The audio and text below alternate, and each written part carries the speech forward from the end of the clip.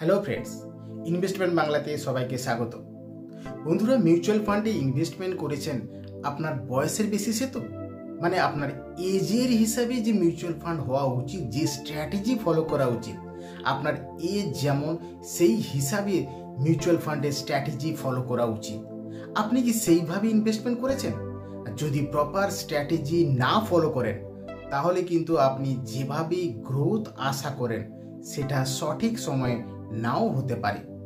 আজকে আমরা এইটা নিয়ে কথা বলবো যে কিভাবে মিউচুয়াল ফান্ডের সঠিক স্ট্র্যাটেজি ডিফাইন করা যায়। যদি প্রপার গ্রোথ পেতে চাই তাহলে মিউচুয়াল ফান্ডের স্ট্র্যাটেজি এজের হিসাবে, মানে বয়সের হিসাবে ঠিক করা উচিত। সেটা কীরকম হওয়া উচিত? সেই বয়স, বিভিন্ন এজের যে ব্র্যাকেট আছে, বিভিন্ন যে বয়সের রেঞ্জ আছে, সেই হিসাবে আমাদেরকে মিউচুয়াল ফান্ডের স্ট্র্যাটেজি ঠিক করতে হয়। যদি আমরা বয়সের হিসাবে স্ট্র্যাটেজি ঠিক না করি তাহলে আমি যে আশা করি সঠিক সময়ে সেই আশা পূরণ নাও হতে পারে, দেরি হতে পারে বা ঠিকঠাকভাবে নাও চলতে পারে। তার জন্য মিউচুয়াল ফান্ডে সবাই ইনভেস্টমেন্ট করে, কিন্তু সঠিকভাবে, সঠিক স্ট্র্যাটেজিতে এবং সঠিক বয়সে, সঠিক এজে যেভাবে ইনভেস্টমেন্ট করা উচিত, কিভাবে ফলো করা উচিত, কোন এজে কীরকম ফান্ড, কীরকম স্ট্র্যাটেজি, কীরকম প্রসেস ফলো করা উচিত, সেটা যদি আমরা না করি তাহলে কিন্তু এই সমস্যার সম্মুখীন হতে হয়। তো আজকে আমরা এই বিভিন্ন এজের, মানে বিভিন্ন বয়সের হিসাবে মিউচুয়াল ফান্ডে কিভাবে স্ট্র্যাটেজি ঠিক করা যায় সেইটা নিয়ে আমরা কথা বলবো। তবে তার আগে বন্ধুরা, একটা ছোট্ট রিকোয়েস্ট, যে ভিডিওটি দেখছেন ভিডিওটির নিচে দেখুন একটা সাবস্ক্রাইব বাটন আছে, সাবস্ক্রাইব বাটনে ক্লিক করুন। যদি এখনও সাবস্ক্রাইব না করে থাকেন তাহলে সাবস্ক্রাইব বাটনে ক্লিক করে অবশ্যই করে চ্যানেলটিকে সাবস্ক্রাইব করুন এবং পাশে লাইক অপশান আছে, থামস আপ দিন, লাইক করুন এবং ভিডিওটিকে বন্ধুদের মধ্যে শেয়ার করুন। অ্যান্ড অবশ্যই করে কমেন্ট করতে ভুলবেন না। যদি কোনো রকম কোনো কোয়ারি থাকে, কোনো কনফিউশন থাকে, কোনো জানার থাকে, অবশ্যই কমেন্ট বক্সে কমেন্ট করুন। আমি আমার সামর্থ্য মতো হেল্প করার চেষ্টা করব। এবার আমরা দেখে নিই যে এজের হিসাবে, মানে বয়সের রেঞ্জ হিসাবে কিভাবে মিউচুয়াল ফান্ডের স্ট্র্যাটেজি ঠিক হয়। কিভাবে আপনি জানতে পারবেন যে কোন এজে, কোন বয়সের রেঞ্জে কীরকম ফান্ড, কীরকম স্ট্র্যাটেজি আমাদের ফলো করা উচিত, তা কি সঠিক সময়ে সঠিক গ্রোথ আশা করতে পারি। তো এই এজ রেঞ্জটাকে আমরা কতগুলো ভাগে ভাগ করে নিই।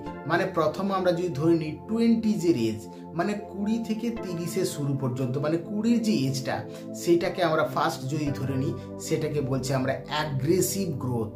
মানে 20s এজে যারা ইনভেস্টমেন্ট হয় তারা জেনারেলি কি করে, যদি আমরা এক্সাম্পল হিসেবে ধরে নিই তাহলে আমরা বলতে পারি যে 20s এজে যারা ইনভেস্টার আছে তারা অ্যাগ্রেসিভ গ্রোথ চায়, মানে যা খুশি হয়ে যাক, মানে ভালো গ্রোথ পেতে হবে, এইটা ইন্টেনশন থাকে। কারণ তার একটা সঠিক কারণ আছে বন্ধুরা। বেসিক্যালি এটা কোনো ভুল নয়। 20s এজে মানে খুব আর্লি এজ, 20s এজ মানে খুব আর্লি এজ, জাস্ট কলেজের লাইফ বা জব পেয়েছে বা তখন একদম নিউ এক্সপেরিমেন্ট বা নতুনভাবে একটা লাইফ স্টার্ট করার সময়। তো সেখানে কি হয়, আর্লি এজে থাকার জন্য এই রিস্কটা নিতে পারে, যেন মার্কেটের আপ ডাউনটাকে ব্যালেন্স করতে পারে। কারণ তাদের কাছে অনেক সময় আছে এই রিস্কটাকে কভার করার মতো, তার জন্য হাই রিস্ক নেওয়ার মতো ক্যাপাসিটি রাখে 20s-এর এজ। মানে অ্যাগ্রেসিভ গ্রোথ চাই।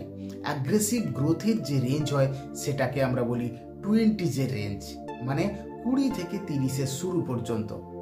এইবার আমরা দেখব 30s-এর রেঞ্জ, মানে 30 থেকে 40-এর শুরু পর্যন্ত, এটাকে বলছি 30s রেঞ্জ। 30 রেঞ্জে কি হয়, গ্রোথ অ্যান্ড স্টেবিলিটি, মানে গ্রোথের সঙ্গে সঙ্গে স্টেবিলিটিটাও আশা করে। যারা 30s এজ, যারা 30-র এজে আছে, 30-র বয়সে আছে, 30 থেকে 40-এর মধ্যে বয়স যাদের, তাদের মধ্যে এই ধরনের স্ট্র্যাটেজি ফলো করা উচিত যে যেখানে স্টেবিলিটি থাকবে এবং গ্রোথও থাকবে। শুধু গ্রোথ নয়, তার সঙ্গে স্টেবিলিটিটাও কিছুটা দরকার। সেই স্টেবিলিটির দিকটাও দেখার চেষ্টা করে, কারণ তার সঙ্গে ধীরে ধীরে লায়াবিলিটি বাড়তে থাকে, রেসপন্সিবিলিটি আসতে থাকে, ফিউচার চিন্তা থাকতে পারে। তো সেই ধরনের যখন 30-এর এজে পৌঁছে যায় তখন তার মধ্যে গ্রোথের সঙ্গে স্টেবিলিটি চিন্তা করতে হয়। এবার আমরা দেখব 40s-এর এজ, মানে 40-এর যে বয়স, 40 থেকে 50-এর শুরু, এই যে রেঞ্জটা যেটাকে বলছি 40 বা 40-এর বয়সের রেঞ্জ, এখানে কি হয়, এখানে সেফ গ্রোথ, ব্যালেন্সড এবং সেফ গ্রোথ, মানে আমার ব্যালেন্সড গ্রোথ চাই, গ্রোথটা ব্যালেন্স থাকবে, রিস্কটা ব্যালেন্স থাকবে এবং সেফ গ্রোথ হবে, গ্রোথটা যেন সেফেস্ট হয়, রিস্ক যেন বেশি না হয়। কারণ এজ অনেকটাই এসে গেছে, 40 থেকে 50-এর দোরগোড়ায়। সেই যে 40-এর যে রেঞ্জ, এই 40-এর রেঞ্জে যেমন আমরা ব্যালেন্সড আশা করি, একটা ব্যালেন্স পোর্টফোলিও, ব্যালেন্স স্ট্র্যাটেজি, তার সঙ্গে সেফলি গ্রোথটা ভীষণ সেফ সাইডের গ্রোথ হতে হবে। এবার আমরা দেখব 50-এর এজ। 50-এর এজে কি হয়, 50 থেকে 60-এর শুরু, মানে এই যে 50-এর রেঞ্জটা, 50-এর বয়সে 50 থেকে 60-এর শুরুর যে রেঞ্জ, এই রেঞ্জটাকে যদি আলটিমেট রেঞ্জ ধরি, কারণ এরপরে তো খুব একটা ইনকাম নেই, 60 মানে রিটায়ারমেন্ট, মানে এরপরে আর ইনকাম নেই, তো সুতরাং সেই সময় ইনভেস্টমেন্টের কোনো স্ট্র্যাটেজির দরকার পড়ে না। বাট তার আগের মুহূর্ত পর্যন্ত রেডি রাখতে হয় স্ট্র্যাটেজি। 50 থেকে 60-এর দোরগোড়া, এই রেঞ্জে এই প্রোটেকশন প্লাস ইনকাম, এই দুটোর কথা মাথায় আসে, যে প্রোটেক্ট কি আমাকে করবে, কি স্ট্র্যাটেজি ফলো করলে প্রোটেকশন থাকবে এবং একটা ইনকামের রাস্তা তৈরি হবে। তো প্রোটেকশন এবং ইনকাম, এই দুটোর দিকে যেতে স্ট্র্যাটেজি ফলো করতে হয়। তো ওভারঅল আমরা এই এজ রেঞ্জের হিসাবে আমরা এই টপিকটাকে, পুরো জিনিসটাকে আপনাদের কাছে তুলে ধরবো। ভিডিওটিকে শেষ পর্যন্ত দেখবেন, একদম স্কিপ করবেন না, তাহলে পুরো স্ট্র্যাটেজি, বয়সের হিসেবে স্ট্র্যাটেজিটাকে জানতে পারবো, যে 20-এর ব্র্যাকেট, 30-এর ব্র্যাকেট, 40-এর ব্র্যাকেট অ্যান্ড 50-এর ব্র্যাকেট, 20, 30, 40, 50, এই যে এজ, এই এজ রেঞ্জটা হচ্ছে গোল্ডেন এজ, প্রপার এজ, যেখানে ডিফারেন্ট বয়স ওয়াইজ মিউচুয়াল ফান্ডের স্ট্র্যাটেজি ঠিক করা হয়, তাকে প্রপার সঠিক গ্রোথ, সঠিক ব্যালেন্স, সঠিকভাবে পরিকল্পনা, স্ট্র্যাটেজি ঠিক করা যায় মিউচুয়াল ফান্ডের ইনভেস্টমেন্টের কেসে। এবার আমরা ওয়ান বাই ওয়ান ডিটেলস জেনে নেব যে কিভাবে মিউচুয়াল ফান্ডের স্ট্র্যাটেজি ঠিক করা যায় বয়সের হিসাবে। যেটা আমরা শুরুতে বলেছিলাম 20-এর এজ। 20-এর এজ মানে কি, অ্যাগ্রেসিভ গ্রোথ। এটার মানে কি, অ্যাগ্রেসিভ গ্রোথ মানে high risk plus high return, এইটার প্রতি ইন্টেনশন থাকে 20-এর এজ, মানে 20 থেকে 30-এর শুরুর যে এই যে রেঞ্জটা, এই রেঞ্জটা ভীষণ অ্যাগ্রেসিভ, মানে হাই রিস্ক নিতে পারে, হাই রিটার্ন আশা করতে পারে এই রেঞ্জটাতে। কারণ এটার কারণ কি, 20-এর রেঞ্জ মানে ইয়াং ইনভেস্টার, মানে একদম আর্লি স্টেজ, এখানে সময় থাকে, একটা অনেক সময় পড়ে আছে এই রিস্কটাকে রিকভার করার জন্য। ধরুন মার্কেটের ডাউনফল চলছে, তো ডাউনফল চলছে, এবার আপ হতে তো কিছুটা সময় লাগবে বা পিক টাইমে যেতে সময় লাগবে, বাট 20-এর এজের কাছে সময় আছে, সেই সময় আছে রিস্কটা কভার করার এবং ভালো গ্রোথ আশা করার মতো। তার মানে হাই রিস্ক এবং হাই রিটার্নের দিকে ঝোঁক থাকে 20-এর এজ। যদি একটা এক্সাম্পল নিয়ে বলি যে কিভাবে পোর্টফোলিওর সেগ্রিগেশন করা যায়, এই অ্যাগ্রেসিভ যে অ্যাগ্রেসিভ গ্রোথের মিউচুয়াল ফান্ডের স্ট্র্যাটেজিতে কিভাবে ফলো করা উচিত, তো এটা যদি আমি একটা এক্সাম্পল নিই, জাস্ট এডুকেশন পারপাসে যদি একটা এক্সাম্পল নিই, যেখানে ইকুইটি ফান্ড অলমোস্ট 80% থাকে, ইকুইটি ফান্ড 80%, মানে যেখানে মিড ক্যাপ, স্মল ক্যাপ এবং ফ্লেক্সি ক্যাপ ফান্ডের দিকে ঝোঁক থাকে, যেখানে ইকুইটি যে ফান্ড 80% অ্যালোকেশন হয়। এরপর থাকে ইন্ডেক্স ফান্ড 10%। ইন্ডেক্স ফান্ড 10% কেন, stability and long term growth, কারণ কিছু পোর্শন তো আমাকে মেনটেন করতেই হচ্ছে। যেমন আমি একটা জাস্ট এক্সাম্পল দিচ্ছি যে কিভাবে স্ট্র্যাটেজি ঠিক করা যায় ইয়াং ইনভেস্টার বা 20-এর এজে অ্যাগ্রেসিভ গ্রোথের জন্য, যেখানে ইকুইটি ফান্ড 80%, যার মধ্যে স্মল ক্যাপ, মিড ক্যাপ এবং ফ্লেক্সি ক্যাপ থাকছে।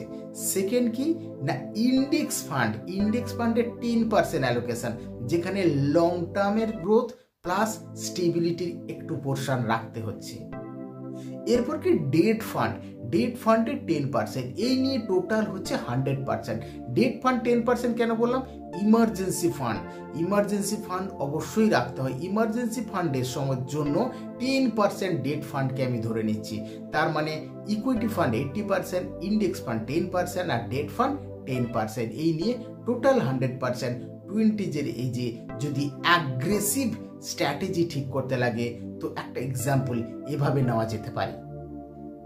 এবার আমরা দেখে নেব মিউচুয়াল ফান্ডের পোর্টফোলিও স্ট্র্যাটেজি ফর 30 এজ। 30 বছর বয়সের যে মিউচুয়াল ফান্ডের পোর্টফোলিও স্ট্র্যাটেজি সেটা কিরকম হওয়া উচিত না, stability plus growth. Stability plus growth মানে কি, মডারেট রিস্ক মানে মিডিয়াম রিস্ক নেওয়া যায় প্লাস হাই রিটার্নও চাই। মানে মডারেট রিস্ক হবে, রিস্ক কিছুটা নেবে, পুরোটা হাই রিস্ক না যেটা 20 এজে নিতে পারি। মডারেট রিস্ক মানে কি, যখন 30 এজ হচ্ছে সেই 30 এজে যে মিউচুয়াল ফান্ডের স্ট্র্যাটেজি বা পোর্টফোলিও বিল্ডিংয়ের যে স্ট্র্যাটেজি ডিফাইন হয় সেখানে মডারেট রিস্ক মানে মিডিয়াম রিস্ক প্লাস হাই রিটার্নের স্ট্র্যাটেজি ফলো হয়। সেটা কিরকম না, এখানে স্টেবিলিটির কিছুটা দরকার পড়ে 30 এজে, কারণ এই এজটাতে হোম লোন, এডুকেশন লোন, বিভিন্ন ফ্যামিলির মেডিকেল ইমার্জেন্সি, বিভিন্ন লায়াবিলিটি একটু বাড়তে শুরু করে, একটু খুব বেশি না হলেও একটু বেশ বাড়তে শুরু করে। তার জন্য একটু স্টেবিলিটি তো আশা করা যায়। স্টেবিলিটি প্লাস গ্রোথ এইটার মিক্স সংমিশ্রণ লাগে 30 এজে, পুরো হাই রিস্ক নেওয়া যায় না। 30 এজে পোর্টফোলিও বিল্ডিংয়ের যে স্ট্র্যাটেজি হয় জেনারেলি গ্রোথ প্লাস স্টেবিলিটি দুটোকে মেনটেন করে চলতে হয়। যদি পোর্টফোলিও এক্সাম্পল হিসেবে ধরে নিই যে ইকুইটি ফান্ড এখানে নেওয়া যেতে পারে 65%, তার মধ্যে থাকছে large cap plus flexi cap. Large cap plus flexi cap টাইপের ফান্ডের দিকে যাওয়া যেতে পারে যেখানে ইকুইটি পোর্শন 65% পর্যন্ত অ্যালোকেশন করা যেতে পারে। এবার আসছি ডেট ফান্ড অলমোস্ট 20%, যেখানে স্টেবিলিটি প্লাস লো রিস্ক। এইটাকে মাথায় রেখে স্টেবিলিটি প্লাস লো রিস্ককে মাথায় রেখে ডেট ফান্ড 20% অ্যালোকেশনে, এবং হাইব্রিড কনসেপ্ট রাখা যেত হাইব্রিড ফান্ড 10%, যেখানে ইকুইটি প্লাস ডেট একটা ব্যালেন্স ওয়েতে গ্রোথ থাকে, ইকুইটি প্লাস ডেটে 10%, তাই হাইব্রিড ফান্ডের কেসে 10% অ্যালোকেশন থাকছে। আর 5% থাকছে গোল্ড। গোল্ড রাখা হয়েছে এই কারণে যে মার্কেট রিস্ককে মাথায় রেখে ডাউন টাইমটাকে মাথায় রেখে গোল্ডকে রাখা হয়েছে 5%। তো এই নিয়ে টোটাল হয়ে গেল 100%। এবার আমরা দেখব 40 এজ মানে 40 বছর বয়সের হিসাবে, 40 থেকে 50 শুরু এই যে রেঞ্জটা, এই যে বয়সের রেঞ্জটা 40 এজ, এখানে মিউচুয়াল ফান্ডের পোর্টফোলিও স্ট্র্যাটেজি কেমন হয়, যেখানে ব্যালেন্সড অ্যাপ্রোচে থাকে প্লাস সিকিউরিটির আগে। ব্যালেন্সড অ্যাপ্রোচ প্লাস সিকিউরিটি মানে মডারেট টু লো রিস্ক। রিস্কটা ধীরে ধীরে কমছে, মডারেট টু লো রিস্ক, কারণ আপনার এজও বাড়ছে। তার মানে 40 যে এজ রেঞ্জটা, এটাতে অনেক রেসপন্সিবল হতে হয়, অনেক রকমের লায়াবিলিটি থাকতে শুরু করে। তার জন্য যেখানে স্টেবিলিটি প্লাস ব্যালেন্সড এই অ্যাপ্রোচে ইনভেস্টমেন্টের স্ট্র্যাটেজি ঠিক করতে হয় মিউচুয়াল ফান্ডের ইনভেস্টমেন্টের কেসে, যেখানে ব্যালেন্স প্লাস সিকিউরিটি থাকছে এবং রিস্কটা থাকছে মডারেট টু লো ক্যাটাগরির মধ্যে। কারণ এই সময় বিভিন্ন ধরনের এডুকেশন, বাচ্চার ছেলেমেয়ের পড়াশোনার জন্য বিভিন্ন ধরনের লোনের প্রেসার থাকে, হোম লোনের রিপেমেন্টের প্রেসার থাকে, প্লাস রিটায়ারমেন্ট প্ল্যানিংয়ের একটা কনসেপ্ট থাকে। তার জন্য এই সময়ে এই জায়গাতে হাই রিস্ক একদমই নেওয়া যায় না, কারণ খুব রিস্ক হয়ে যায়। তার জন্য রিস্কটা অনেক কমে যেতে হয়, এখানে মডারেট টু লো রিস্কের মধ্যে স্ট্র্যাটেজি ঠিক করতে লাগে। যদি একটা এক্সাম্পল নেই পোর্টফোলিওর কেসে, সেখানে বলতে পারি যে ইকুইটি ফান্ড এখানে অলমোস্ট 50%-এর বেশি হওয়া উচিত নয়। ইকুইটি ফান্ড 50%, অলমোস্ট 50% মানে মেনলি লার্জ ক্যাপের দিকে যেতে হয়, লার্জ ক্যাপ টাইপের ফান্ডের দিকে যেতে লাগে, যেখানে 50% অ্যালোকেশন রাখা হয় ইকুইটির জন্য। ডেট ফান্ডের অ্যালোকেশন থাকবে 30%। ডেট ফান্ডের অ্যালোকেশন 30%, কারণ স্টেবিলিটি প্লাস লো রিস্কের জন্য, রিস্কটাকে ম্যানেজমেন্ট করার জন্য এবং স্টেবিলিটির জন্য ডেট ফান্ডের থাকছে 30% অ্যালোকেশন। হাইব্রিড ফান্ডে অ্যালোকেশন থাকছে 15%। হাইব্রিড ফান্ডে 50%, কারণ ব্যালেন্সড অ্যাপ্রোচ, ব্যালেন্স গ্রোথ, যেখানে ডেট এবং ইকুইটির একটা মিশ্রণের মধ্যে গ্রোথ তৈরি হয়, সেই গ্রোথে থাকছে 15% হাইব্রিডে। রিস্কটাকে কম করার জন্য গোল্ডে 5%। এই নিয়ে হয়ে গেল টোটাল 100%। এবার আমরা দেখব 50 এজ রেঞ্জে মিউচুয়াল ফান্ডের স্ট্র্যাটেজি কিরকম হওয়া উচিত। 50 এজ রেঞ্জে 50 এজ রেঞ্জ মানে 50 থেকে 60 মধ্যে, 50 থেকে 60 শুরু, যেখানে এই রেঞ্জে কোনো রকম কোনো হাই রিস্ক নেওয়ার জায়গা নেই এবং ইনকামের রাস্তা ধীরে ধীরে কমতে শুরু করে, কারণ রিটায়ারমেন্টের দৌড় গড়াতে 50 থেকে 60 মধ্যে যেখানে স্ট্র্যাটেজি বলে যে একটা লো রিস্ক স্টেবল ইনকাম লাগে এবং প্রোটেকশান লাগে, সেফটি এবং প্রোটেকশানের দিকে মাথায় রেখে ঠিক করতে লাগে 50 পোর্টফোলিওতে। যদি একটা অ্যালোকেশনের এক্সাম্পল বলি, যে এটা কীরকম অ্যালোকেশন হয় জেনারেলি, যেখানে ডেট ফান্ড সেফ ইনভেস্টমেন্টের দিকে যেতে হয়, ডেট ফান্ড থাকছে 50% ডেট ফান্ড মানে লো রিস্ক স্টেবিলিটিকে মেজার করা হয় এবং লো রিস্ককে মেজারমেন্ট করা হয় ডেট ফান্ডের দিকে। ডেট ফান্ড দিয়ে 50% অ্যালোকেশন পার্সেন্টেজ রাখা যেতে পারে। হাইব্রিড ফান্ড 20%, মানে যেখানে ব্যালেন্সড গ্রোথ এবং স্টেবিলিটি থাকছে, যেখানে ডেট এবং ইকুইটির একটা পোর্শন থাকছে, যেখানে হাইব্রিড ফান্ডকে 20% অ্যালোকেশন নেওয়া যেতে পারে ব্যালেন্সড অ্যাপ্রোচের জন্য, ব্যালেন্সড এবং সেফেস্ট গ্রোথের জন্য। আর ইকুইটি ফান্ডকে একটু নিচের দিকে রাখা হয়েছে 20%। ইকুইটি ফান্ডকে 20% কেন রাখা হয়েছে?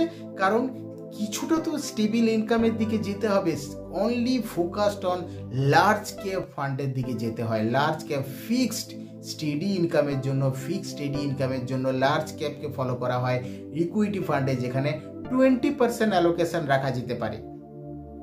আর যে কোনো সিনিয়র সিটিজেন সেভিং স্কিমে 10%, একটা স্টেডি মান্থলি ইনকামের জন্য সিনিয়র সিটিজেন সেভিং স্কিমের দিকে যেতে হয় 10%। এই নিয়ে হয়ে গেল টোটাল 100%। তো বন্ধুরা, মিউচুয়াল ফান্ডের স্ট্র্যাটেজি বয়সের সঙ্গে সঙ্গে মিউচুয়াল ফান্ডের স্ট্র্যাটেজিও চেঞ্জ করতে হয়, তার পোর্টফোলিও চেঞ্জ হয়, তার স্ট্র্যাটেজিও চেঞ্জ করতে লাগে। যেমন করে এজ ধীরে ধীরে চেঞ্জ হয়, এজ ধীরে ধীরে বাড়তে থাকে, ফিনান্সিয়াল দায়িত্ব, ফিনান্সিয়াল রেসপন্সিবিলিটিও বাড়তে থাকে, তেমনি মিউচুয়াল ফান্ডের যে স্ট্র্যাটেজি, যে ইনভেস্টমেন্ট স্টাইল, যে প্রসেস, যে কনসেপ্ট, তারও চেঞ্জ দরকার পড়ে। এটা কখনো ভুলে যাবেন না মিউচুয়াল ফান্ডে কোনো একটা সেগমেন্টে রেখে দিলাম তো হয়ে গেল না বন্ধুরা।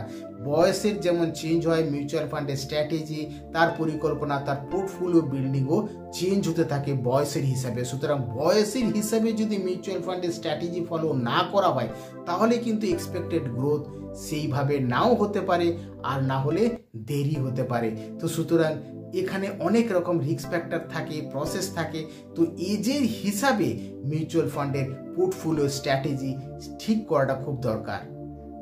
সবসময় ইনভেস্টমেন্ট আর্লি স্টার্ট করতে হয়, যত তাড়াতাড়ি শুরু করবেন তত গ্রোথ ভালো পাবেন এবং প্রসেস স্ট্র্যাটেজি প্রপার থাকবে। আর্লি স্টার্ট করতে লাগে, কনসিস্টেন্সি থাকতে হয়, ধারাবাহিকতা রাখতে হয়। এখন শুরু করলাম, 2 দিন পরে বন্ধ করে দিলাম, এভাবে করলে হয় না। একটা কনসিস্টেন্সি মেনটেন করতে হয় এবং বছরে অবশ্যই রিভিউ করতে লাগে, রিব্যালেন্স করতে লাগে, চেঞ্জেস করতে লাগে, আপডেট করতে লাগে। আর কোনো কিছু পোর্টফোলিওকে বা মিউচুয়াল ফান্ডের স্ট্র্যাটেজি বিল্ডিং বা পোর্টফোলিওকে কপি করবেন না অন্য কারোর, কারণ অন্য কারোর পোর্টফোলিও স্টাইল বা স্ট্র্যাটেজি আপনার সঙ্গে ম্যাচ নাও হতে পারে। বিকজ প্রত্যেকের নিজের নিজের রিস্ক ক্যাপাসিটি, পরিস্থিতি আলাদা। আপনি যতটা রিস্ক নিতে পারেন, আমি যতটা রিস্ক নিতে পারি, অন্য অতটা নাও নিতে পারে, বা অন্য যতটা রিস্ক নিতে পারে আমি অতটা নাও নিতে পারি। সুতরাং প্রত্যেকের নিজের নিজের রিস্ক অ্যানালাইসিস, গ্রোথের আশা, এক্সপেকটেশন, এইগুলো চিন্তা করে নিজের পরিস্থিতি পরিবেশ বিবেচনা করে পোর্টফোলিও বিল্ড করতে হয়। কখনো জাস্ট কপি করা যায় না। কেউ ধরো বললো আমি এইরকম পোর্টফোলিও বানিয়েছি তো আমি ওটাই নিয়ে নিলাম বা আমিও এইরকম ফলো করলাম, এটা করবেন না বন্ধুরা। অলওয়েজ নিজের স্ট্র্যাটেজি ফলো করবেন, নিজের রিস্ক ক্যাপাসিটি, যে আমি কতটা রিস্ক নিতে পারবো, আমি কতটা রিটার্ন আশা করি, আমি কতটা ডিউরেশনের জন্য দিতে পারবো, আমি কতটা স্ট্র্যাটেজি ওইভাবে ফলো করতে পারবো। সুতরাং নিজের রিস্ক ক্যাপাসিটি ওয়াইজ, নিজের পছন্দ ওয়াইজ, নিজের পরিস্থিতি wise, capacity wise portfolio build করতে লাগে। তো আশা করছি বন্ধুরা এই যে বয়সের হিসাবে মিউচুয়াল ফান্ডের পোর্টফোলিও বিল্ডিং বা স্ট্র্যাটেজি বিল্ডিং নিশ্চয়ই আপনাদের ভালো লেগেছে। যদি ভালো লেগে থাকে প্লিজ যে ভিডিওটি দেখছেন ভিডিওটি নিচে দেখুন সাবস্ক্রাইব বাটন আছে, সাবস্ক্রাইব বাটনে ক্লিক করুন যদি এখনও সাবস্ক্রাইব না করে থাকেন, এবং অবশ্যই করে ভিডিওটিকে লাইক করবেন, বন্ধুদের মধ্যে অবশ্যই ভিডিওটি শেয়ার করবেন, এবং কোনো রকম কোনো কোয়ারি থাকলে কমেন্ট করতে ভুলবেন না। আবার দেখা হবে পরের ভিডিওতে। Bye bye.